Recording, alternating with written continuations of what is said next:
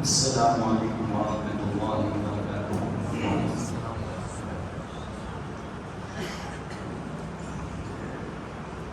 اعوذ باللہ من الشیطان الرجیم،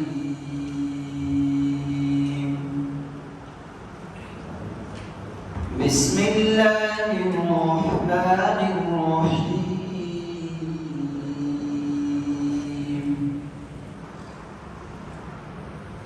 فتول عنهم حتى حين وأبصرهم فسوف يبصرون أفبعذابنا يستعجلون فإذا نزل بساحتهم فساء صباح المنذرين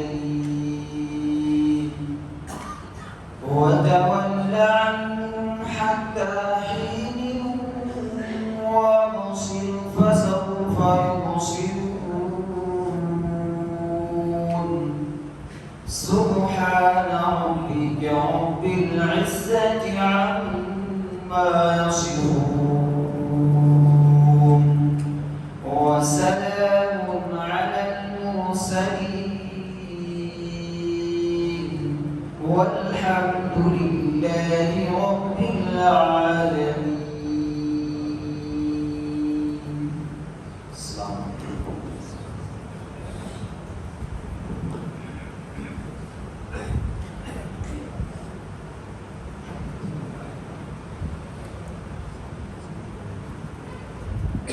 جزاکم اللہ خیر وأحسن الجزاء۔ الحمدللہ اب اس مجلس کا آغاز ہو چکا ہے اور اس وقت ہمارے بیچ میں ہمارے مہمان خطیب فضیلت الشیخ مولانا حافظ عبدالحسین قمری مدنی حفظہ اللہ تشریف لا چکے ہیں۔ ہم جلی جگہ رہتے شعبہ خصوصی طور پر مسجد فرقان کے ذمہ داروں کی طرف سے آپ کا تہہ دل سے سواگت کرتے ہیں، خیر مقدم کرتے ہیں، استقبال کرتے ہیں کہ الحمدللہ آپ ہمارے بیچ میں اپنا قیمتی وقت نکال کر کے تشریف لائے ہیں۔ آپ کی شخصیت تعارف محتاج نہیں ہے، الحمدللہ ہر ایک شیخ کو جانتے ہیں، پہچانتے ہیں، شیخ سے واقف ہیں۔ آپ کلیت الحدیث بنگلور کے استاذ ہیں، شیخ نے مدینہ یونیورسٹی سے الحمدللہ علم حاصل کیا ہے اور شیخ عمر آباد سے بھی فارغ ہیں۔ الحمدللہ شیخ کی صحبت وہاں مدرس ہونے کے ساتھ ساتھ ہے، دعوت و تبلیغ کا فریضہ اس وقت پورے ملک میں، پورے ہندوستان میں جگہ جگہ پر تشریف لے جاتے ہیں۔ ابھی آج آپ کے بیچ موگا میں ہیں، الحمدللہ شاید پچھلے ہفتے ساگر میں تھے، ابھی شاید میں نے دیکھا کچھ دنوں پہلے آپ ممبئی میں تھے۔ تو الحمدللہ اللہ کے فضل و کرم سے شیخ کا دورہ پورے ہندوستان کے الگ الگ مقامات پر ہوتا رہتا ہے۔ اللہ تعالیٰ شیخ کی دعوت و خدمات کو قبول فرمائے۔ ہمارے بیچ میں ہمارے مہمان خطیب آ چکے ہیں۔ شیخ سے ہماری پہلی ملاقات میں آپ کو بتا دوں، میں 2017 میں سرسی میں رمضان مبارک کا درس دینے کے لیے آیا تھا۔ تو شاید شیخ کو یاد ہوگا، یہ اپنے ایک اسٹوڈنٹ، اپنے ایک شاگرد محسن مدنی کر کے ہیں، ان کا نکاح پڑھانے کے لیے سرسی آئے تھے۔ تو وہاں محسن مدنی کے دسترخوان پہ شیخ سے میری پہلی ملاقات ہوئی تھی رمضان مبارک 2017 میں، اور اس کے بعد سے الحمدللہ شیخ کے پروگرام ہوتے رہتے ہیں، میں بھی فائدہ اٹھاتا رہتا ہوں۔ تو اللہ کے فضل و کرم سے ہمارے بیچ میں ہمارے مہمان خطیب آ چکے ہیں، وقت بھی کافی ہو چکا ہے، لہٰذا میں بلا کسی تاخیر کے فضیلت الشیخ حافظ عبدالحسین قمری مدنی حفظہ اللہ سے گزارش کرتا ہوں کہ ہمارے بیچ میں اس وقت جو پبلک ہے، جو عوام ہے، وہ عام پبلک نہیں ہے۔ آپ یہ سمجھیے کہ گلی جمیعت اہل شیموگا کے یہ سب صدر و سیکریٹری یعنی ذمہ داران ہیں، اس میں امام و خطیب ہیں، اس میں مدرس ہیں۔ آپ ہم تمام لوگوں کو اپنے قیمتی مشوروں سے، نصیحتوں سے نوازیں۔ ایک ذمہ دار کی کیا حیثیت بنتی ہے، اس تعلق سے انشاءاللہ آپ کے سامنے شیخ کچھ باتیں رکھنے کی کوشش کریں گے. شیخ کو میں دعوت دیتا ہوں.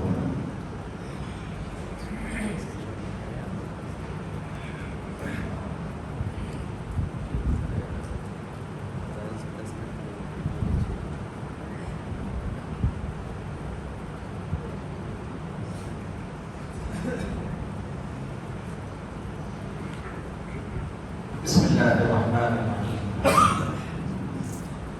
الحمد لله رب العالمين، والصلاة والسلام على أشرف الأنبياء والمرسلين وعلى آله وأصحابه أجمعين ومن تبعهم بإحسان إلى يوم الدين.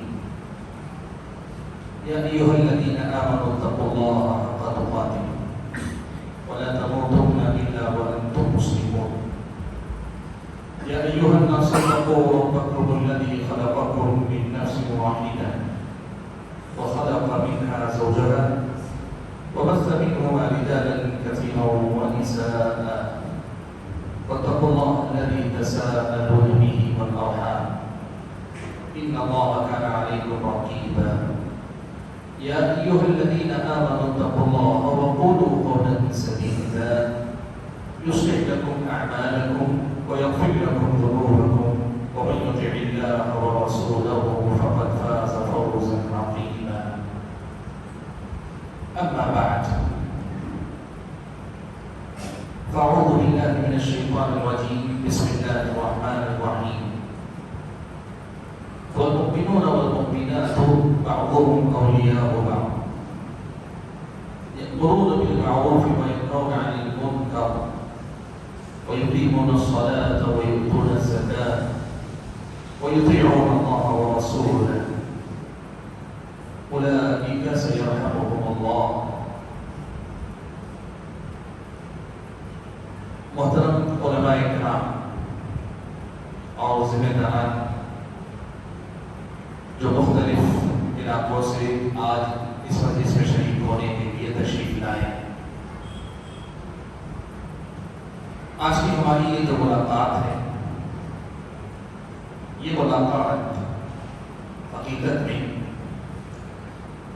عام مجلس یا عام اجلاس سے بہت مختلف ہے.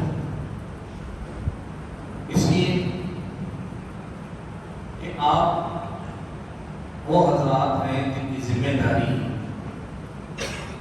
خود عمل کر کے دوسروں سے عمل کروانے کی ہے، خود سفر کر دوسروں کو سنبھالنے کی ہے.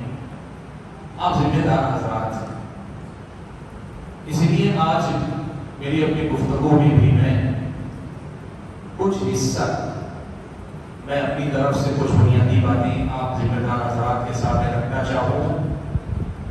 بقیہ کچھ موقع میں چاہتا ہوں کہ اگر آپ ذمہ داران، آپ علماء کرام کے سامنے اس عنوان اس موضوع سے متعلق کوئی سوال ہو، کوئی اشکال ہو، تو اس کو موقع دیا جائے تاکہ ہماری یہ جو مجلس ہے، جو خواص کی مجلس ہے، ذمہ داروں کی مجلس ہے، علماء کی مجلس ہے، یہ صرف ایک طرفہ سننے والی مجلس بن کر نہ رہ جائے.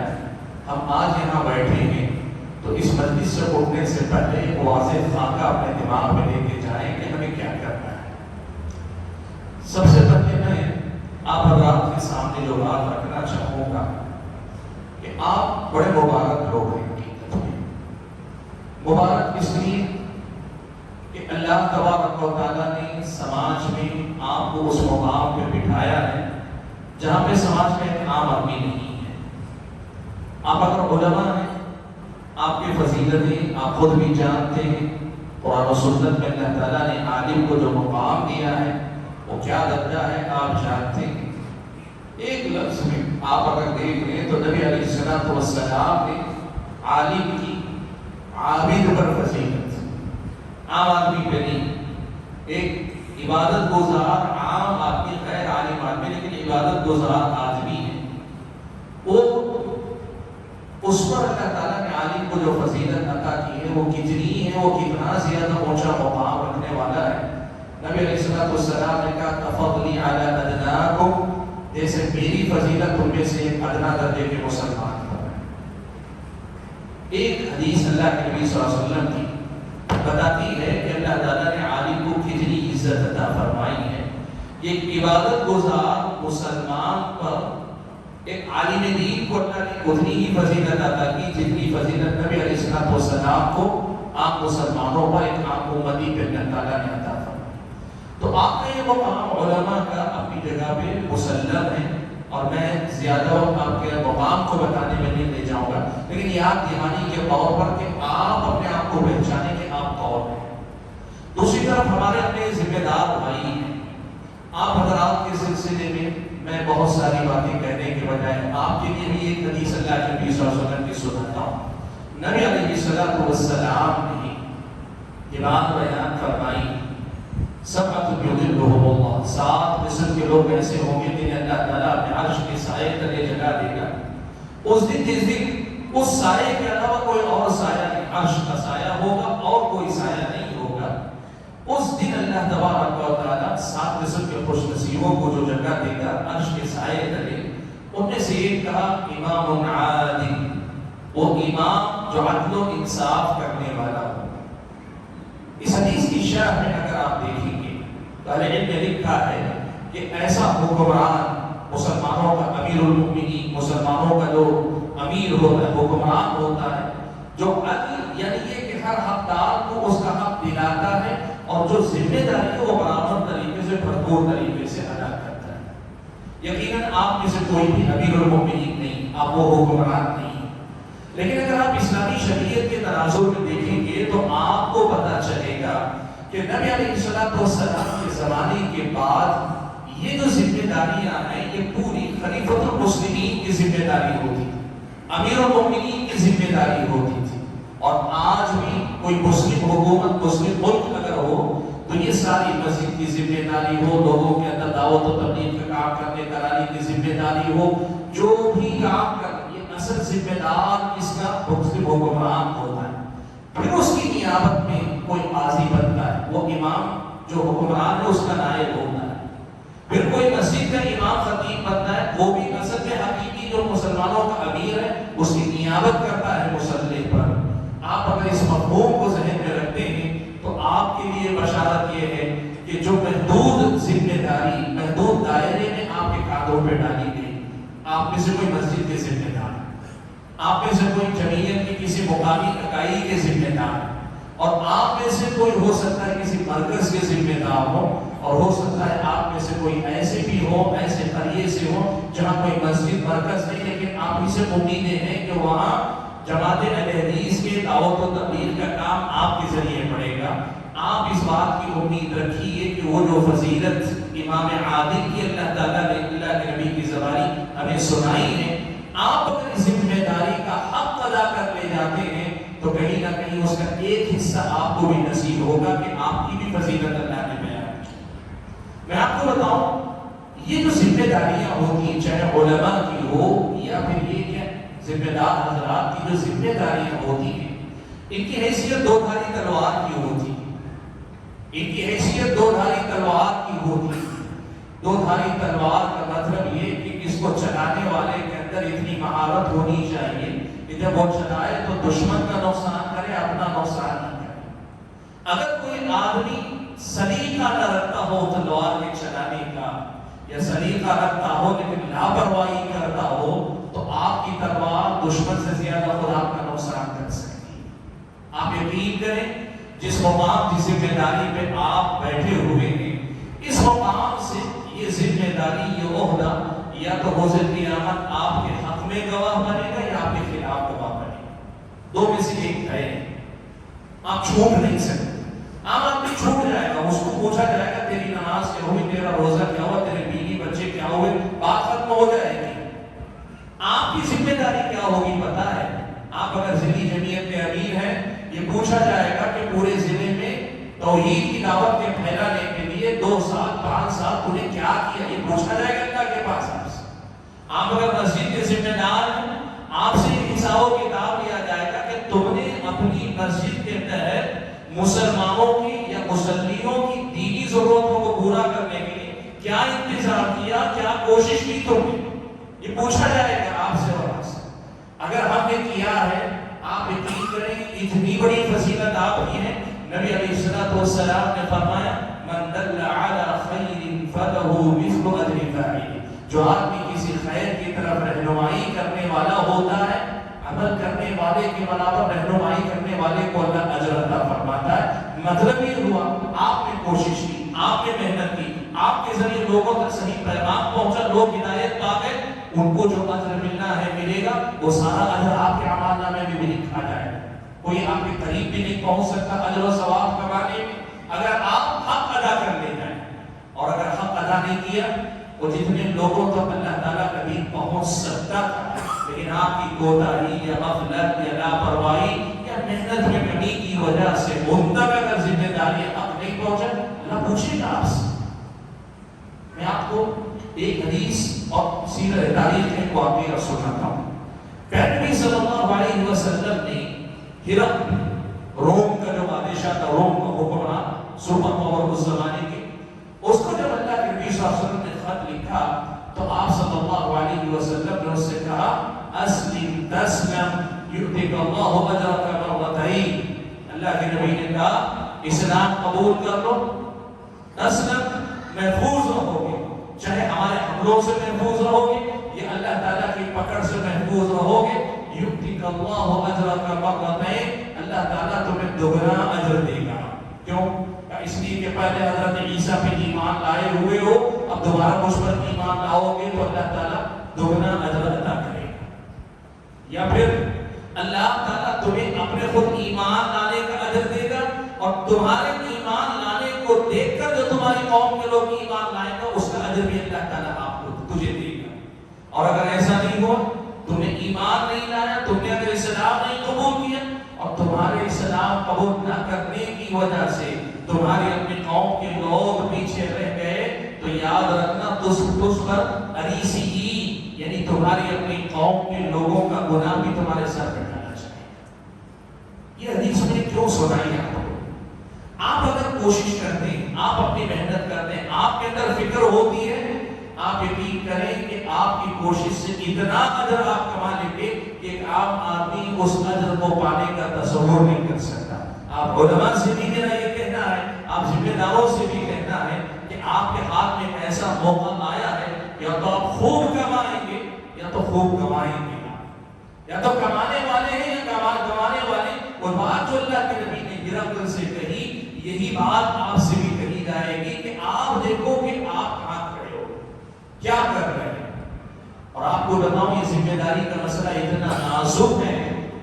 دو واقعات تاریخ سے آپ کے سامنے ذکر کرتا ہوں. سب سے پہلا واقعہ مورخین نے نقل کیا ہے کہ سلیمان بن عبد الملک، بنو امیہ کے دور کا بنو امیہ کے دور کے حکمران سلیمان بن عبد الملک بہت اچھا حکمران تھا. سلیمان بن عبد الملک جس وقت حکمران امیر المؤمنین تھا، اس وقت مدینے کے گورنر حضرت عمر بن عبد العزیز رحمۃ اللہ علیہ تھے. حج کا موسم آیا. میں نے جیسے بتایا کہ اسلامی سلطنت میں مسلمانوں کا جو حکمران ہوتا ہے وہی تمام معاملات کا اصل ذمہ دار ہوتا ہے. امیر الحج کے طور پر سلیمان بن عبد الملک نے بھی حج میں شرکت کی. عمر بن عبد العزیز بھی ساتھ میں ہیں. مینا کے میدان میں سارے حاجی جو اکٹھا تھے اس دور میں، جو حاجی آئے ہوئے تھے، سلیمان بن عبد الملک نے کسی اونچے مقام پہ کھڑے ہوئے دیکھا. جمع غفیر ہے، بہت بڑی تعداد ہے، کہ خوشی محسوس ہوتی ہے. آپ کو بھی ہوتی ہے. کبھی آپ دیکھتے ہیں پلٹ کر کہ میں اتنی بڑی جماعت کا ذمہ دار، ماشاءاللہ اتنے سارے لوگ، اتنی بڑی جماعت کا میں صدر ہوں، سیکریٹری ہوں، یا کم سے کم کمیٹی کا ممبر ہوں، یا میں مسجد کا ذمہ دار ہوں، میرے پیچھے اتنی ساری مسجد مسلیوں کا میں صدر ہوں، سیکریٹری. وہ ایک خوشی آدمی کو ہوتی ہے، اتنے سارے لوگ ہیں. سلیمان بن عبد الملک کو بھی وہ خوشی محسوس ہوئی تو سلیمان بن عبد الملک نے خوشی کا اظہار کیا. سبحان اللہ، دیکھو کتنے سارے لوگ ہیں. عمر بن عبد العزیز رحمۃ اللہ علیہ نے جب یہ بات سنی تو امیر المؤمنین سے، یعنی سلیمان بن عبد الملک سے کہا کہ اے امیر المؤمنین، آپ یہ بات یاد رکھیے کہ ہؤلاء اليوم رعیتکم، آج یہ سارے کے سارے لوگ آپ کی رعایا ہیں، آپ کے ماتحت ہیں، آپ ان کے ذمہ دار ہیں، خوشی محسوس کر رہے ہیں.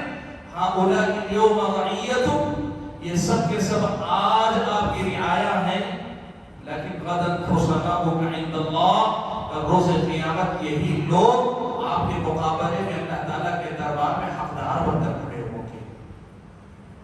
رعایا کا حق ادا کیا کہ نہیں؟ آپ نے ان کو انصاف دیا کہ نہیں؟ دلایا کہ نہیں؟ آپ نے ان کی جان و مال کی حفاظت کی کہ نہیں؟ یہ بات سلیمان بن عبد الملک سے عمر بن عبد العزیز رحمۃ اللہ علیہ نے کہی. ایسی پیاری نصیحت تھی کہ سلیمان بن عبد الملک نے واللہ اعلم غالباً ایسی کی نصیحتوں کا نتیجہ تھا کہ اپنے بعد خلیفہ حضرت عمر بن عبد العزیز کو منتخب کیا. بتانا میں کیا چاہتا ہوں، آپ کو بھی یہ سوچنا چاہیے. مسجد میں داخل ہو رہے ماشاءاللہ اتنی بڑی مسجد، میں اس کا صدر ہوں، آپ اپنی مسجد میں جانا، اس مسجد کا میں صدر ہوں، کسی مرکز میں آپ جانا، یہ مرکز میری نگرانی میں ہے. آپ کہیں بھی جمعیت کے بارے میں سوچتے ماشاءاللہ پورے ایک ضلع کا میں ذمہ دار ہوں یا ایک شہر کا ذمہ دار، ایک محلے کے بھی آپ ذمہ دار ہیں. آپ کو لگے گا کہ ہاں میں کوئی ذمہ داری میں ہوں، بہت بڑا آدمی ہوں یا چھوٹا آدمی، لیکن اپنے آپ میں خوشی محسوس کریں گے. آپ کو پلٹ کر یہ بھی یاد کرنا ہوگا کہ کل ان سب کا حساب و کتاب بھی ہم کو دینا ہے. اس حساب و کتاب کی اصل میں تیاری کرو، اصل میں تیاری اس کی کرو. یاد رکھو اللہ کے بندو، میں بات بہت ذمہ داری کے ساتھ کہتا ہوں. ہم میں سے بہت سارے لوگ یہ سمجھتے ہیں، ہم کہتے ہیں اور یقیناً کہتے ہیں اور اچھی نیت سے کہتے ہیں، کوئی غلط نیت نہیں، کہ ہم جماعت کی خدمت کرنا چاہتے ہیں اس لیے ذمہ داری پر ہیں. ایک بات یاد رکھیے، ذمہ داری پہ ہونا یہ خدمت نہیں، ذمہ داری پہ آنے کے بعد کام کرنا اصل یہ خدمت. ہمیں سے بہت سارے حضرات یہ سمجھتے ہیں کہ ایک مقام پہ ذمہ داری پہ میں آ گیا ہوں تو میں خدمت کر رہا ہوں. نہیں، آپ نے خدمت کرنے کی ذمہ داری لی ہے، ابھی آپ کو خدمت کرنی ہے. اور خدمت آپ کو کیا کرنی ہے یہ آپ کو معلوم ہونا چاہیے ذمہ داری لینے سے پہلے. اور اگر نہیں معلوم ہے ذمہ داری لے چکے کم سے کم تب معلوم ہونا چاہیے. یہ کتنا نازک مسئلہ ہے، آپ اندازہ لگائیں. میں نے ابھی آپ کو بتایا سلیمان بن عبد الملک کے بعد خلیفہ بننے کی جو ماری کہتے ہیں متوقع امیدوار ہشام بن عبد الملک. ہشام بن عبد الملک یہ امیدوار تھا کہ میرے بعد یعنی سلیمان بن عبد الملک کے بعد میں جو مسلمانوں کا خلیفہ بنوں گا. سلیمان بن عبد الملک نے کام کیا اپنی زندگی میں، کہا کہ میرے بعد خلیفہ مسلمانوں کا کون ہوگا. ایک لفافے میں میں نے نام لکھ دیا ہے، سب لوگ بیعت کر لو، اقرار کرو کہ میرے بعد جس کا نام اس لفافے میں نکل آئے گا اسی کو خلیفہ مانا جائے گا. خاندان کے جو خاص لوگ تھے سارے لوگوں نے ہاتھ پر اس لفافے پر سلیمان بن عبد الملک کے سامنے اقرار کر لیا، بیعت کر لی، مان لیا کہ آپ کے بعد وہی ہوگا جس کا نام اس میں سے نکلے گا. اب ظاہر بات ہے ہشام بن عبد الملک کو ہے کہ سب کو معلوم ہے کہ سلیمان کے بعد میری باری ہے. سلیمان کا انتقال ہوا. سلیمان بن عبد الملک کے انتقال کے فوری بعد مسلمانوں کے خلیفہ کے انتخاب کی بات آئی تو انہوں نے کیا کیا، بلا کر لفافہ کھولا. لفافہ کھول کر دیکھا تو اس میں نام ہشام بن عبد الملک کے نام کے بجائے جو امیدوار تھا عمر بن عبد العزیز کا نام نکلا تھا. یعنی ہشام بن عبد الملک کو نہیں بنایا، اس کی جگہ عمر بن عبد العزیز کو مسلمانوں کا خلیفہ بنا دیے. دو الگ الگ روایتیں ہیں. ایک روایت سے معلوم ہوتا ہے کہ اسی وقت مجلس میں، اور دوسری روایت سے معلوم ہوتا ہے کہ غالباً یہی زیادہ صحیح بھی ہے کہ جس وقت حضرت عمر بن عبد العزیز کے ہاتھ پہ بیعت ہو رہی تھی نا، ہشام بن عبد الملک نے کہا انا للہ و انا الیہ راجعون. مصیبت پر پڑھتے ہیں نا انا للہ و انا الیہ راجعون. ہشام بن عبد الملک کیوں پڑھتا ہے انا للہ و انا الیہ راجعون؟ امیدوار تھا مجھے حکومت ملے گی، میں خلیفہ بنوں گا.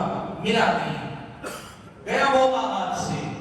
موقع گیا ہاتھ سے کہ ہشام بن عبد الملک انا للہ و انا الیہ راجعون پڑھ رہا ہے. اور ایسے ہی موقع پہ جب اس نے انا للہ پڑھا عمر بن عبد العزیز رحمۃ اللہ علیہ نے کہا وانا قول انا للہ و انا الیہ راجعون. میں بھی یہی کہتا ہوں انا للہ و انا الیہ راجعون کہ کون سی مصیبت میرے گلے میں ڈال دی.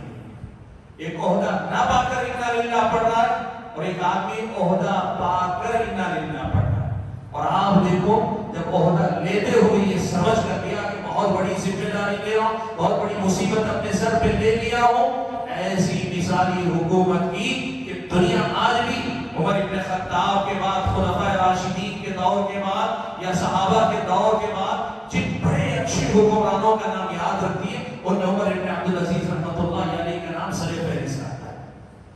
یہ جو چیز ہے اصل میں ہم اور آپ کو یاد رکھنی چاہیے. دیکھیے ایک بات یاد رکھیے، ہم جس ماحول سے ابتدا بھی اسی ماحول سے آتے ہیں. اب جیسے بھی وہ ہمیں ذمہ داری دے دی گئی، اب ہمیں یہ سمجھنا چاہیے کہ ہماری ذمہ داری کیا ہے.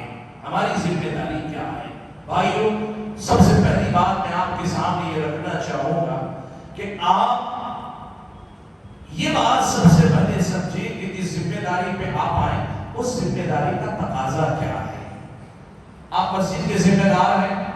آپ کی ذمہ داری یہ ہے کہ سب سے پہلے مسجد کے اندر ایک اچھے اور مثالی عالم کو لا کے رکھنا، یہ آپ کی ذمہ داری ہے. جمعہ کے خطبے کو فلاں کو بلا لیا، ادھر سے بلا لیا، ادھر سے بلا لیا، مسجد میں کسی کو بھی ایسی نماز پڑھانے کے لیے کام چلانا مجبوری میں چل سکتا ہے. آپ کے 5 سالہ 4 سالہ دور میں پوری مجبوری رہے، یہ آپ کی ذمہ داری نہیں نبھائی اللہ کے بندوں. مجھے معاف کریں اگر کچھ باتیں آپ میں سے کسی کے حالات کے مطابق نہیں کر جاتی. میں جو سب جگہ دیکھتا ہوں اس کے روشنی میں بات کر رہا ہوں. ہو سکتا ہے آپ کسی کے حالات سے میل کھا جائے، لیکن یہ ہماری داخلی مجلس ہے، ایسی ہی بات ہو سکتی ہے.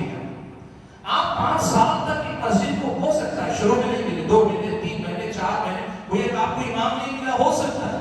لیکن ایسا نہیں ہو سکتا کہ آپ کا پورا دور ایسے ہی نکل گیا اور مسجد کو ایک ڈھنگ کا خطیب نہیں مل رہا ہے، ایک ایسا آدمی نہیں مل رہا ہے جو لوگوں کو دینی مسائل کا سیدھے سیدھے جواب دے سکے. آپ ذمہ داری کے سلسلے میں آپ کوتاہی کا شکار. آپ کو ایسا ہونا، میں آپ کو بتاؤں، آپ ہماری تاریخ پڑھیے، جماعت حدیث کی تاریخ پڑھیے، پرانے دور کے ذمہ داروں کو دیکھیے، آپ کو معلوم ہے، میں جانتا ہوں کتنی ایسی مثالیں ہمارے اپنے علاقے کی اور ہر جگہ کی تقریباً ملتی جلتی. عالم نہیں ہوتا، ذمہ دار نکل جاتے تھے، یہاں سے یو پی گئے، پنجاب گئے اور جا کے گجرات میں وہاں جا کر بیٹھ گئے فلاں مولانا کے پاس. مولانا ہماری مسجد کے لیے امام و خطیب جب تک آپ نہیں تھے کہ ہم نہیں چاہیں، اور لائے وہاں سے لے کر آئے اور لا کر یہاں مسجد میں آباد کے. ایسے ایک بار ان کو لا کر باندھ دیا تو کھوٹے سے ایسے باندھ دیا، پھر ان کا جنازہ ہی نہ سے نکلنے دیا. ویسے سوال کر رکھا علماء. یہ ہوتا ہے آپ کا کام، یہ ہوتا ہے آپ کا طریقہ کہ آپ اچھے سے اچھے عالم کا انتخاب کریں اپنی مسجد کو. اس لیے کہ دیکھیے یہ عبادت گاہ ہے، عبادت گاہ میں آپ کی عبادت عام آدمی پڑھے تو بھی ہو جاتی ہے نماز، لیکن نبی نے کیا کہا؟ یؤم القوم اقرؤہم لکتاب اللہ. قوم کی امامت کرنے والا قوم قرآن کا سب سے بہتر قاری ہونا چاہیے، سب سے زیادہ جانکار اور پڑھنے والا ہونا چاہیے. امام کو ڈھونڈ کر لائیں کریں. آپ کی ذمہ داری بنتی ہے کہ آپ مسجد کے امام کے طور پر اچھے امام کا انتخاب کریں اور مسجد کے اندر دیگر جو ضروریات. ایک بات بتاؤں، امام کہیں اچھا مل بھی جائے، مجھے اس لفظ کے لیے معاف کریں، مؤذن کے سلسلے میں ہماری غفلت ایسی ہے جو سب سے سستا. یہاں مؤذنین ہے تو میں آپ کو برا نہیں بول رہا ہوں، آپ جو خدمت کر رہے ہیں اس کی بڑی خدمت کر رہے ہیں، لیکن ذمہ دار کی اس حساب کی ذمہ داری کو بتا دیں جو سب سے سستا رہے. اذان کے کلمات بھی ٹھیک سے ادا نہ کرے، اذان جب بلند کرے تو لوگ سن کر نماز کی طرف ایک شوق پیدا ہو. اچھے مؤذنین کو لانا جو مسجد کی پاکی صفائی سے لے کر سارے، یہ ذمہ داری آپ کی، آپ نے ذمہ داری قبول کی ہے. اور اس کے ساتھ ساتھ تیسری بڑی ذمہ داری آپ کو میں بتانا چاہوں گا، مسجد کے اندر مکتب کا چلنا بہت ضروری ہے. مسجد کے اندر مکتب چلنا چاہیے، اور مکتب کے لیے اگر بچوں کی تعداد زیادہ ہے، ایک امام اور مؤذن کافی نہیں. مثال کے طور پر امام عالم دین ہے، مؤذن حافظ قرآن ہے، یہ دونوں مکتب پڑھانے کے لیے کافی نہیں ہو رہے. 2 کی مزید ضرورت ہے، لائیے. 4 کی ضرورت ہے، لائیے. یہ ایسا مسئلہ نہیں، ایڈجسٹ کر کے چل جائیں گے. بچوں کے فیوچر کا سوال ہے، بچوں کے دینی مستقبل کا سوال ہے. مکتب چلا ہوتا ہے بندو، آپ ذمہ دار ہیں مسجد کی، آپ کی ذمہ داری مکتب چلنا چاہیے. آپ کی مسجد ہے لیکن آپ کی مسجد میں مکتب نہیں ہے، آپ کو نیند نہیں آنی چاہیے اللہ کے بندو. اگر آپ کو معلوم ہے ہمارے بچوں کی دینی تربیت بالکل نہیں ہے. میں نماز مغرب کے بعد جو میری گفتگو ہے اس میں اس مسئلے پہ تفصیل سے گفتگو کروں گا، لیکن اب میں سمجھے بتا دوں آپ کے سامنے کہ مکتب کے بغیر آپ کی مسجد نہیں چلنی چاہیے. آپ کو معلوم ہے ہمارے نصف ہندوستان کے اندر جس قسم کی صورتحال پیدا کی جا رہی ہے اس میں مکتب کی تعلیم کے بغیر عام مسلمانوں کے دین و ایمان کی حفاظت بہت مشکل ہے. آپ کی ذمہ داری ہے، اور اسی لیے کمیٹی بنائی جاتی ہے صدر کے ساتھ کہ کام کئی ہوتے ہیں، سارے کام ایک ذمہ دار نہیں کر سکتا. آپ کو بنانا چاہیے اپنی کمیٹی میں سے 2 لوگوں کو مکتب کی ذمہ داری دے دو، 2 لوگوں کو ذمہ داری دو کہ وہ جو بھی مینٹیننس ہے اس پہ زیادہ نظر رکھے، 2 لوگوں کو ذمہ داری دو کہ وہ آمد جو خرچ حسابات کے اوپر نظر رکھیں. دو لوگوں کو ذمہ داری دو کہ مستقبل میں جماعت کی ترقی کے لیے کمیٹی اس لیے بنتی ہے. مشورہ کرو, بیٹھو. ہمارے پاس تو ایسا ہوتا ہے, کمیٹی بن جاتی ہے, 6 مہینے میں ایک میٹنگ نہیں ہوتی. کمیٹی میٹنگ کے لیے ہوتی ہے. آپ کو بیٹھنا چاہیے اپنے دوستوں کے ساتھ, ساتھیوں کے ساتھ, ایک شیڈول بناؤ کہ مہینے میں ایک میٹنگ کمیٹی کی مسجد کے لازمی طور پر ہوگی. پوچھنے کا جائزہ دیں کہ کیا ہو رہا ہے کیا نہیں ہو رہا ہے. میرا تجربے کی روشنی میں آپ کو بتانا چاہوں گا, دیکھو جب آپ میٹنگوں میں بیٹھنا شروع کریں گے نا, یہ میٹنگوں میں کام ہو جائے گا. سال بھر کوئی میٹنگ ہوتی ہے, آپ پوچھ لو اپنے آپ سے, آپ نے مسجد کے ذمہ دار ہو کر اپنی مسجد کی کمیٹی کے ساتھ آخری مرتبہ کمیٹی کی تھی آپ نے. آپ دیکھو اپنے آپ سے پوچھو, جب آپ میٹنگ کریں گے نہیں, بات کریں گے نہیں, تو مسائل آگے کیسے بڑھیں گے جماعت میں؟ کچھ نہیں تو کم از کم جمعہ کی نماز کے بعد ہی کسی دن طے کر لو کہ فلاں دن ہم بیٹھیں گے, سارے لوگ مل کر بیٹھیں گے. اور اگر کوئی صاحب ایسے ہیں کمیٹی کے ممبر ہیں وقت نہیں دے پاتے, باعزت طریقے سے ان کو رخصت کیجیے اور کسی کا کام کرنے والے آدمی کو موقع دیجیے. یہ صرف شرف کا مسئلہ نہیں, اعزاز کا صرف مسئلہ نہیں, یہ تو کام کا مسئلہ ہے نا, ذمہ داری کا. تو میں یہ کہہ رہا ہوں کہ آپ دیکھیے کہ مسجد کے ذمہ دار کے طور پر آپ کی ذمہ داری کیا کیا ہوتی ہے. میں نے کہا بنیادی طور پر آپ کا کام مسجد کو ایک اچھے امام, ایک اچھے مؤذن اور مکتب کی تعلیم سے آراز کرنا, یہ بنیادی. اس سے ہٹ کر دوسری جو ذمہ داری ہے وہ ہے مسجد میں آنے جانے والے مصلیوں کی وہ ضرورتیں جن کا نماز سے, عبادت سے تعلق ہے, ان کی فراہمی. آپ مسجد پاک صاف رکھیں. مسجد میں کوئی چیز, کہیں لائٹ نہیں جل رہی ہے, کہیں فین خراب ہے, کہیں نل کا خراب ہے, حتیٰ کہ ٹوائلٹ کر دیں گے. میں آپ کو چیز بولوں, برا مت مانے, برا مت مانے. بنگلور میں کافی دن پہلے, 2 سال پہلے, میں نے ہمارے کچھ ساتھیوں کے ساتھ مشورہ کیا کہ میرا دل کرتا ہے ہم لوگ ایک ایسا ادارہ قائم کریں گے جس کا کام ہی صرف یہ ہوگا پورے بنگلور کی مسجدوں کے ٹوائلٹ کی مفت صفائی کرے گا. کچھ نہیں, مسجد کی کمیٹی ہے لیکن ٹوائلٹ کی پاکی نہیں رہتی. ہم کہتے ہیں پاکی صفائی آدھا ایمان ہے, ہم ٹوائلٹ پاک نہیں رکھ سکتے. یہ ذمہ داری آپ سمجھے میں بتائیں, یہ بھی آپ کی ذمہ داری. مسجد کی پاکی صفائی میں صرف پہلی صف کی صفائی نہیں, وہ جو وضو خانہ ہے, وہ جو ٹوائلٹ ہے, یہ سب آپ کی ذمہ داری میں آتا ہے. تو مسجد میں مصلیوں کی جو ضرورتیں, نماز کے لیے آنے جانے والے, ان کا خیال رکھیں. اور کئی بار الحمدللہ دوسرے مسلک کے لوگوں کے مقابلے میں اہل حدیث مساجد عورتوں کا انتظام ہوتا, ہم خوش ہیں. لیکن آپ کو معلوم ہے کبھی اپنے گھر کی عورتوں سے پوچھ کر دیکھو, عورتوں کی مسجدوں میں بہت کم ایسا ہوتا ہے کہ مردوں کے برابر وہاں انتظام کیے جاتے ہیں. کئی مسجدیں خاک ہیں, لائٹ نہیں ہے, لائٹ ہے فین نہیں, فین بھی ہے تو حسین ہے, 2 حسینیں تیسری جگہ حسین نہیں. ضرورت کی چیز ہے, سب کے لیے فراہم کرو. میں یہ کہنا چاہ رہا ہوں آپ ذمہ دار ہیں تو اپنی ذمہ داری کیا ہے اس کا خیال رکھیں. اور ایک بڑی بات, آخری بات کہہ دیتا ہوں جو مسجد کے متعلق ہے, باقی باتیں اور بھی آئیں گی. ایک بڑی بات یہ یاد رکھو, مسجد جو ہے نا یہ پورے سماج کا مرکز ہے. یہاں سے آپ کو سماج کی دینی ضرورتیں پوری کرنے کا پورا کام کرنا چاہیے. دینی ضرورتوں کا مطلب کیا ہے؟ کوئی آدمی فتویٰ چاہتا ہے, آپ کے پاس یا تو عالم ایسا ہو جو فتویٰ دے, یا کم سے کم اس آدمی کی مدد کرے کہ فتویٰ منگوا کر دے, نہ کر دے, اس کی ذمہ داری دینی ضرورت ہو. دوسرے نمبر پر آدمی کوئی جھگڑے ہو جاتے ہیں, آپس میں صلح کی ضرورت پیش آتی ہے, مسجد کے اندر آپ کو وہ کام کرنا چاہیے. لوگوں کے اندر کسی چیز کی آپ جو کمی دیکھتے ہیں اس کی اصلاح کی کوشش کرنی چاہیے. یوں سمجھیے کہ دینی جو ضرورتیں مسجد کے اندر پوری کی جا سکتی, اس کی فکر آپ کو کرنی چاہیے. اس سے آگے بڑھ کر اگر آپ جمعیت اور جماعت کے ذمہ دار ہیں تو میں یہ بات آپ کو بتانا چاہوں گا کہ اب اس میں آپ مسجد والے بھی داخل ہیں, خاص جمعیت کی جو ذمہ داری رکھتے ہیں وہ لوگ بھی. آپ کو سب سے پہلے یہ سمجھنا چاہیے کہ آپ نے جمعیت اہل حدیث کی ذمہ داری لی. تو کیا ہونا چاہیے؟ سب سے پہلے آپ کو اہل حدیث ہونا چاہیے. کیسا اہل حدیث کا مطلب خاندانی سے لقب نہیں. یعنی ہم اگر یہ دیکھتے ہیں, مجھے پتا چلا ہمارے اپنے علاقے میں, میرے بنگلور کے قریب کے علاقے میں ایک صاحب ہیں, مسجد کے ذمہ دار ہیں, خاندانی والے یہ چلے آ رہے مسجد کے ذمہ دار. اور میلاد کا اجلاس ہوتا ہے, میلاد کی جو مجلس ہوتی ہے, اس کی مبارکباد کے پوسٹر جب چھپتے ہیں تو اس کی مبارکباد دینے والوں میں جمعیت اہل حدیث کے صدر صاحب ہیں.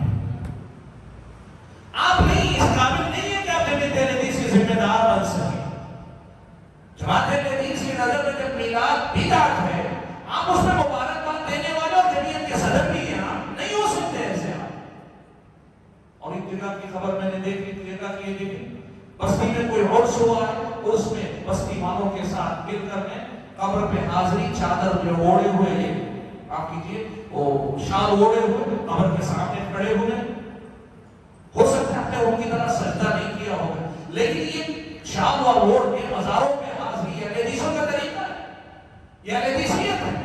ذمہ دار ہے تو پہلے اپنے آپ کو حدیث بنائیں اور ایمان اور عقیدے سے آگے بڑھ کر اپنے آپ کو نمازی بنائیے۔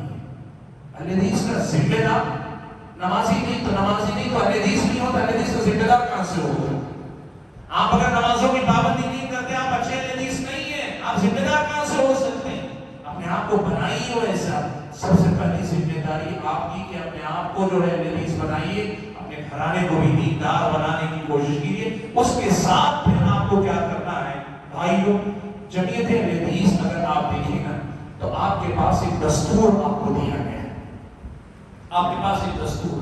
میں اگر ابھی اٹھا کر آپ ذمہ داروں سے یہ پوچھ لوں کہ آپ میں سے کتنے لوگ کتنے سال سے جمعیت حدیث کے ذمہ دار ہیں، ہو سکتا ہے آپ میں سے کوئی کہے 1 سال سے، کوئی کہے 2 سال سے، کوئی کہے 10 سال سے، کوئی کہے میں 20 سال سے جمعیت حدیث کا کوئی نہ کوئی عہدہ اپنے پاس رکھتا ہوں۔ اگلا سوال اگر پوچھ لوں کیا آپ نے جمعیت حدیث کا دستور پڑھا؟ دیکھیے 2 چیزوں میں فرق کی، ایک ہے جماعت اہل حدیث، مسلک اہل حدیث۔ ہمارا مسلک کتاب و سنت، ہمارا مسلک کتاب و سنت، سلف صالحین نے جیسے قرآن و سنت کو سمجھا اس کو مانتے، ختم ہو گئی بات ہی نہ۔ لیکن ایک ہے جمعیت حدیث، آرگنائزیشن، تنظیم، ہماری جمعیت، اس جمعیت کی آپ نے ذمہ داری لی ہے، اس جمعیت کی ذمہ داری لی ہے تو اس جمعیت کی ذمہ داری کے کچھ دستور ہے آپ کے پاس۔ آپ میں سے کس نے جو ہے یہ دستور پڑھا ہے؟ اور اگر آپ نے دستور پڑھا ہے نہیں پڑھا ہے یہ آپ اپنے آپ میں طے کریں۔ اگر آپ کے پاس دستور ہے اور آپ نے نہیں پڑھا ہے تو پھر آپ کو پہلی فرصت میں پڑھنا چاہیے، اور اگر آپ کے پاس دستور نہیں ہے آپ کو دستور حاصل کرنا چاہیے، اس لیے کہ آپ نے ذمہ داری لے لی، لیکن مجھے ذمہ داری پہ کس لیے رکھا گیا ہے، مجھ پہ کیا ذمہ داری ڈالی گئی، آج تک آپ نے معلوم کرنے کی کوشش نہیں کی، آج تک آپ نے کوشش نہیں کی۔ اور اگر آپ کو دستور معلوم ہے، پڑھے ہوئے ہیں، تو پھر اپنے آپ کا محاسبہ کر کے دیکھیے کہ آپ نے ذمہ داری کو کیسے نبھایا۔ میں آپ کو بتاؤں جمعیت حدیث کے اندر بنیادی طور پر 3 کام ہمارے دستور کے، بنیادی کام، میں نہیں کہہ رہا صرف یہی کام، ایک بنیادی کام، یہ ہمارا امتیاز ہے، اس سے ہماری پہچان ہوتی۔ سب سے پہلی چیز ہے توحید کی دعوت کو عام کرنا، دوسرے نمبر پر ہے اتباع سنت کے پیغام کو عام کرنا، اور تیسرے نمبر پر ہے تزکیہ نفس، یعنی اپنی اور لوگوں کی تربیت کرنا، اپنی اور لوگوں کی تربیت کرنا۔ میرے بھائی ایک بات میں آپ کو بتاؤں، یہ جو توحید کی دعوت، اتباع سنت کی دعوت ہے، یہ ہماری پہچان ہی نہیں، یہی ہماری پہچان ہے، آپ کو سمجھنا چاہیے۔ میں بات آپ کو کہوں آج بڑے افسوس کے ساتھ پورے ہندوستان کے اندر، خاص طور پہ جنوبی ہندوستان، ہمارے اپنے علاقے کے اندر یہ بات بڑے واضح انداز میں دیکھتا ہوں کہ دوسروں کی دیکھا دیکھی، دوسری جماعتیں، تبلیغی جماعت، جماعت اسلامی، اور ابھی نئی پاپولر فرنٹ تھی جس میں پابندی لگ گئی، یا پھر اس کے بعد دوسری جو تنظیمیں جو ٹرسٹ وغیرہ بنتے ہیں، خدمت خلق کا کام، سیاسی مسائل، یہ مسائل وہ مسائل، جمعیت حدیث کے لوگوں نے بھی غیر شعوری طور پہ اپنے آپ کو ان کے رنگ میں رکھ لیا۔ میں یہ نہیں کہوں گا کہ وہ کام نہ کریں، وہ بھی کرنے کے کام ہے، آپ کریں، لیکن یہ نہیں ہو سکتا کہ توحید کی دعوت پر آپ جو ہے خاموشی اختیار کر لیں، اتباع سنت کی دعوت پر آپ خاموشی اختیار کر لیں، یہ نہیں ہو سکتا۔ جاتے پر آپ یقین کریں، ایک بات میں آپ کو بتا رہا ہوں، یہ مسئلہ آپ کو سمجھنا چاہیے اچھی طرح سے سمجھیں۔ توحید کی دعوت کو لے کے ذرا بھی آپ کے دل میں تردد پیدا ہوتا ہے، آپ خود پہلے توحید پڑھیں، آپ کو توحید پڑھنا چاہیے۔ یہ نغمہ فصل گلو لالا کا نہیں پابند، بہار ہو کہ خزاں لا الہ الا اللہ۔ آپ کو معلوم ہے توحید کا مطلب کیا ہے؟ توحید کا مطلب یہ ہے کہ بندوں کا تعلق اللہ سے جوڑے رہے، اور توحید اگر نہیں ہے بندے اللہ سے کٹ جاتے ہیں، اللہ سے کٹ گئے تو ان کی زندگی میں بچا کیا ہے؟ اٹھا پڑا ہے، چیخو پکار ہے، ہنگامہ ہے، فلاں ہے، فلسطین میں یہ ہو رہا ہے، امریکہ وہاں یہ کر رہا ہے، یہ کر رہا ہے، یہ کر رہا ہے اللہ کے بندوں۔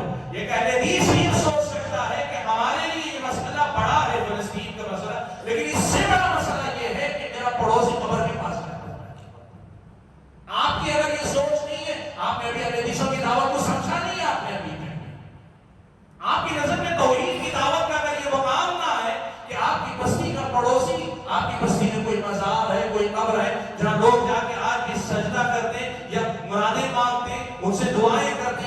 حالتیں مانتے ہیں، یہ شرک ہے، اس کی فکر آپ کو نہیں ہے، اور آپ کو مشرق اور مغرب اس کا مطلب کیا وہ معلوم ہے، آپ بھی علم سے کٹ کر میڈیا کے حوالے ہو چکے ہیں، اور میڈیا میں لوگ جس کو بڑا بتاتے ہیں آپ کے لیے بھی بڑا مسئلہ وہی ہے۔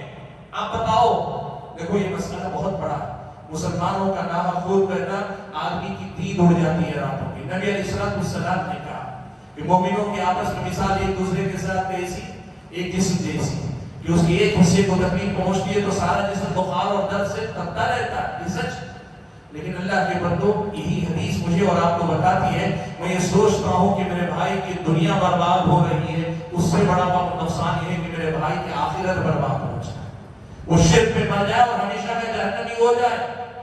یہ مسئلہ ہمارے لیے بڑا ہے۔ آپ جمعیت حدیث کے ذمہ دار حضرات، توحید کے مسئلے سے بڑا کوئی مسئلہ نہیں، اور توحید کے پیغام سے بڑی سوشل سروس کوئی نہیں ہے۔ خدمت خلق آپ کرنا چاہیں، سوشل سروس توحید کی دعوت سے بڑی کوئی چیز نہیں، اور آپ کو اس قدر زیادہ اس میں بے باک ہونا چاہیے، اس قدر زیادہ تڑپ والا ہونا چاہیے کہ جہاں ملے آپ لوگوں کے ہاتھ پکڑ پکڑ کے سمجھائیں کہ اللہ کے بندے اللہ سے جڑ جائیں، یہ غیر اللہ کے در سے کٹ کے کٹ ہو جائے۔ وَلَكِنْ كَانَ حَنِيفًا مُسْلِمًا، سب سے رخ موڑ کر اللہ کی طرف ہو جائے، یہ پاک پیغام آپ کو کرنا چاہیے۔ آپ جمعیت حدیث کے ذمہ دار ہیں، آپ اپنے آپ سے پوچھو کہ آپ نے اس توحید کی دعوت کے لیے آج تک کیا کیا ہے، آپ نے کیا کوشش کی؟ خود آپ نے کتنے لوگوں کو سمجھایا؟ اپنے ملنے ملانے والے کاروباری دوست ہیں، سیاسی دوستیاں ہیں، محلے کی دوستیاں ہیں، پڑوس کی دوستیاں، آپ ذمہ دار ہیں، آپ نے لیے ذمہ دار، آپ نے کیا کیا توحید کے لیے، اللہ کی توحید کے لیے آپ نے کیا کیا؟ اتنی بڑی ذمہ داری آپ نے لی ہے۔ اور میں آپ کو بتاؤں، جماعت حدیث اکیلی ایک جماعت ہے جو توحید پہ بات کرتی ہے، اس کا ذمہ دار بھی اگر توحید کی فکر کرنا چھوڑ دے تو پھر اس امت کو توحید کا سبق پڑھانے والی جماعت کون ہوگی؟ خدمت خلق آپ نہیں کرتے، کوئی اور کر لے گا۔ میں تو یہاں تک کہوں، کوئی مسلمان نہیں کرتا، غیر مسلم کر لے گا۔ غیر مسلم یہ کہتے ہیں پنیہ کا کام ہے، یہ میں کہوں گا لوگوں کے کام آؤں گا، پنیہ کا کام ہے، وہ بھی کر لے گا خدمت خلق کا کام۔ میں اس کی حیثیت گھٹا نہیں رہا ہوں، کم نہیں کر رہا ہوں، یہ بھی نہیں کہہ رہا ہوں کہ مت کرو، فرق بتا رہا ہوں، اس کام اس کام میں فرق یہ ہے کہ توحید کی بات آپ کرتے ہیں، آپ خاموش ہو گئے تو پھر کون کرے گا؟ خدمت خلق کی بات سب کریں گے، امت کے مسائل کے لیے بات کرنے والے بہت ہیں، آپ بھی ہیں ان کے ساتھ، رہیے، بالکل منع نہیں کر رہا ہوں میں، لیکن یہ چھوڑ کر نہیں۔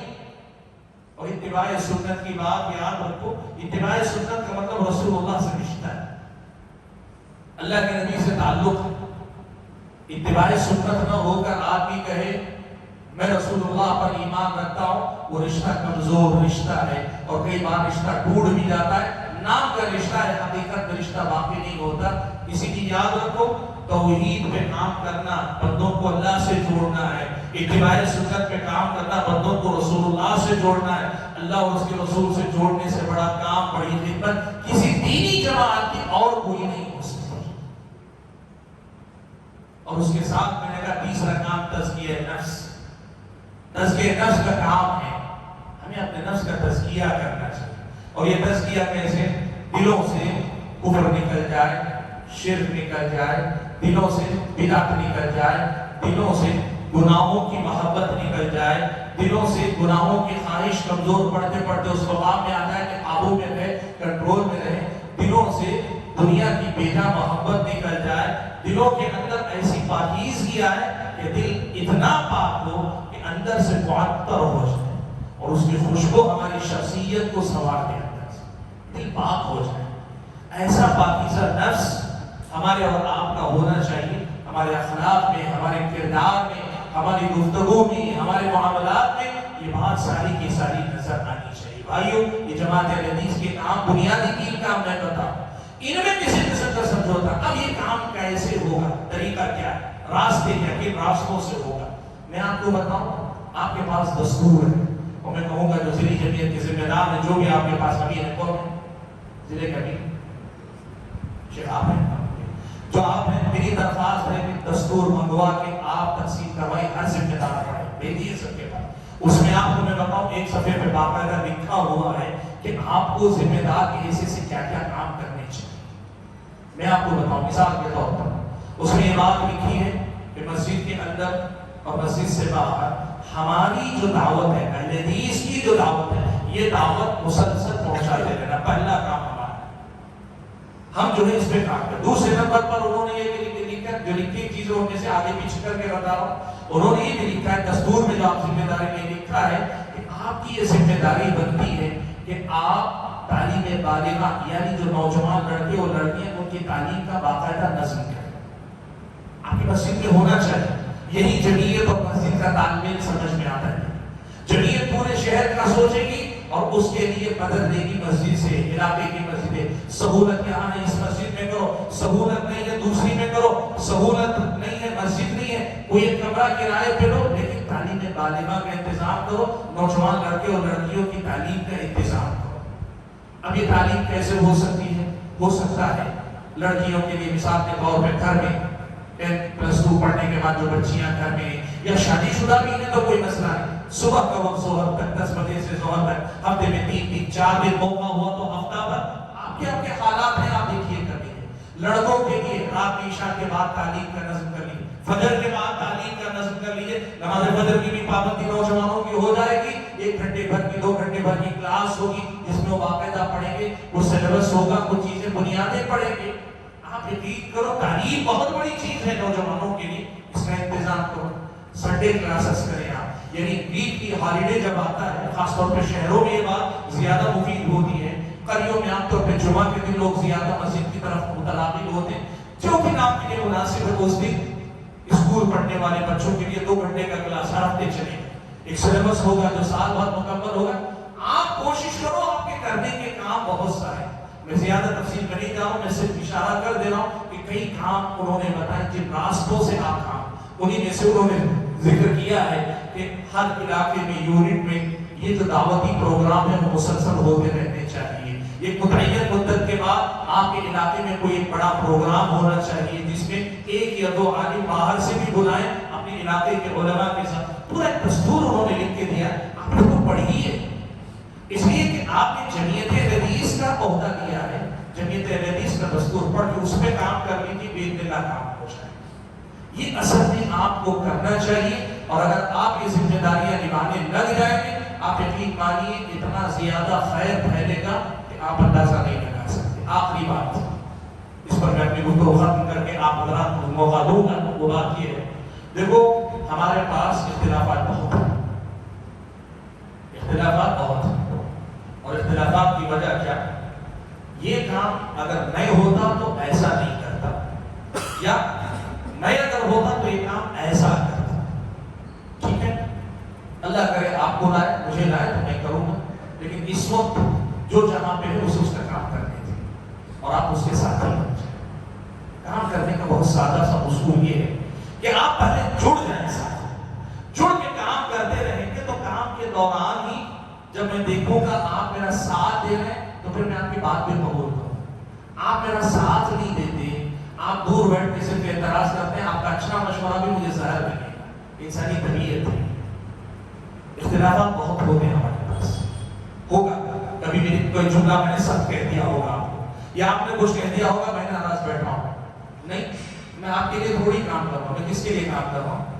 اللہ کے لیے نا، تو اللہ کے لیے کام کرنے کے لیے آپ کو بھی برداشت کر دو، آپ اچھے نہیں، مجھے پسند نہیں، میں آپ کو برداشت کر دوں گا، کیوں؟ مجھے اپنی آخرت کا مانی، آپ کو تھوڑی دیکھنا ہے، کل آج جو موقع میرے سامنے میں ذمہ دار ہوتا ہے، مان لیجیے میں سیکریٹری ہوں، آپ صدر ہیں، ٹھیک ہے؟ صدر صاحب کا میرے ساتھ تال میل نہیں بیٹھ رہا ہے، اس لیے میں جمعیت میں کوئی کام نہیں کروں گا، کب قیامت کے دن جاؤں گا، یہ عذر اللہ قبول کرے گا، صدر صاحب صحیح نہیں تھے اس لیے میں تمہیں بخش دوں گا، اس کی وجہ میری فکر ہونی چاہیے، تم صدر جیسے بھی ہو، ذمہ داری میں نہیں ہو، مجھے اللہ کے پاس جواب دینا، چلو تمہارے ساتھ نہیں چلتا ہوں۔ یہ بات یاد رکھیے، جماعت جمعیت کے اندر سب سے بڑا مسئلہ یہ ہوتا ہے، سب کچھ صحیح ہو یہ ضروری نہیں ہوتا، اور یہ ممکن بھی نہیں ہوتا کہ بات، لیکن سب ایک ساتھ مل کر چلیں یہ زیادہ ضروری ہوتا ہے۔ اور میں تجربے کی روشنی میں آپ کو بتاتا ہوں، ہم لوگ ادارے بھی چلاتے ہیں، علاقائی ہماری اپنی یونٹوں سے بھی رابطے ہیں، کئی جگہ ایسے ہوتا ہے کہ ہم خاموشی فکرا دیکھتے ہیں، غلطی بولتے ہیں لیکن سدھرتی نہیں قوم، پھر وہ ہمیں ساتھ لینا چاہتے ہیں، ساتھ بول لیتے ہیں، ہاں کبھی کبھار کچھ مسائل ایسے آتے ہیں ہم ساتھ رہ کر اس سے اختلاف جاری رکھتے ہیں، کہتے ہیں نہیں دیکھو ہم ساتھ میں تو ہو لیکن یہ کام درست کرو، یہ کر یعنی تو تم جو کر رہے ہو وہ صحیح ہے، مجھے سمجھا، میں ساتھ رہتے ہوئے اس کا مطالبہ کرتا ہوں، ساتھ چھوڑ کر نہیں۔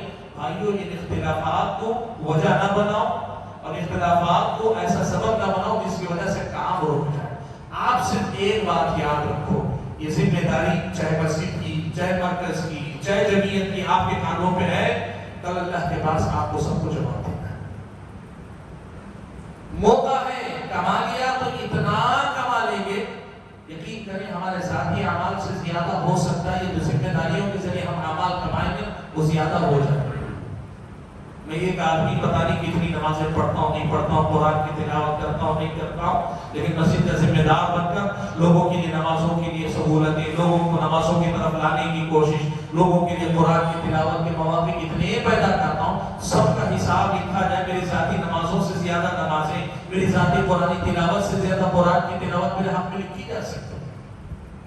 اور اگر اللہ نہ کرے، اگر میں نے ذمہ داری نہیں ادا کی، یہ بھی تو ہو سکتا ہے اگر وہ مظلوم کے حکم میں آ گئے، میری کمائی ہوئی نیکیاں بھی مجھے ان کو دینی پڑے گی قیامت میں۔ تو یہ ذمہ داری دو دھاری تلوار ہے، یا تو ادھر ہے یا تو ادھر ہے۔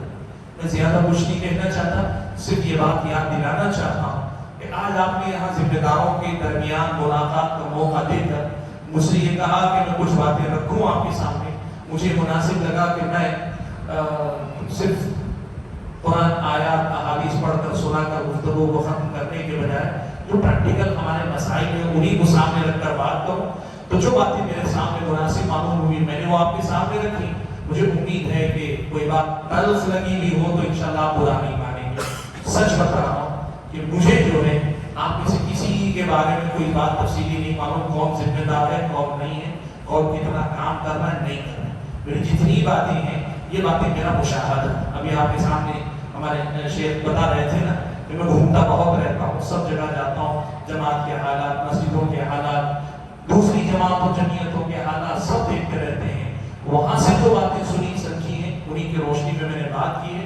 میری اللہ تعالیٰ سے یہ دعا ہے کہ اللہ تعالیٰ آپ سب لوگوں سے خوب کام لے اور آپ سب لوگوں کی طرف سے اللہ تعالیٰ اس کو قبول فرمائے، اور اس خدمت کے بدلے اللہ تعالیٰ آپ کو، آپ کے خاندان کو اللہ تعالیٰ دنیا میں بھی نواز دے، آخرت میں بھی اللہ تعالیٰ نواز دے۔ اللہ تعالیٰ ہر جگہ آپ سب کو خیر و برکت سے مالا مال رکھے، آمین۔ وآخر دعوانا ان الحمد للہ رب العالمین۔ میں نے جیسے کہا کہ گفتگو کے آخر میں آپ کو بھی اس سے متعلق جو عنوان میں نے چھیڑا ہے اس سے متعلق کوئی بات کرنی ہو تو آپ پوچھ سکتے ہیں، پوچھیں تو میں انشاءاللہ اگر کوئی بات ہو، ضروری نہیں کہ پوچھیں، بس ایک موقع ہے اگر پوچھنا ہے تو پوچھیں۔